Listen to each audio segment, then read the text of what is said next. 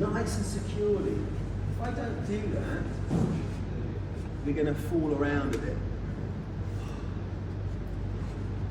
In, on, down. This means I can now start to add this side bending, and I'm just on the ipsilateral side. All I'm doing, guys, is I'm on the ipsilateral side. With my hand, I'm just guiding him into side bending. Just guiding, I'm just gently pushing. My hand is not forcing the spine, because if you did it yesterday, how fatiguing is it? Your thumbs are like, eh. Save your thumbs for Tinder. Do you have Tinder? Yeah? Counting money. I don't know what apps you have these days.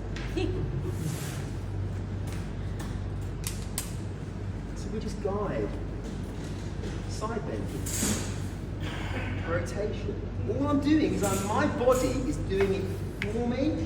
My hips and my legs. My hands are just stopping him from falling back, right? Extension, my hand just comes onto the elbow, and from here I just change my position because I'm now thinking, let's get him into extension.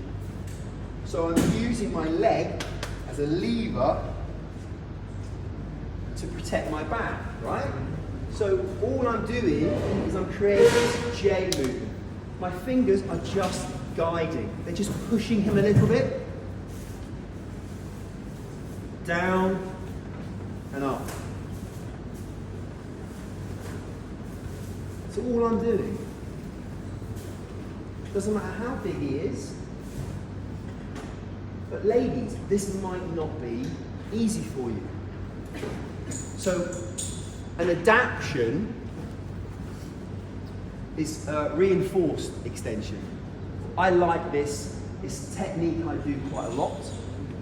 Just come to me a bit. So the adaptation would be to work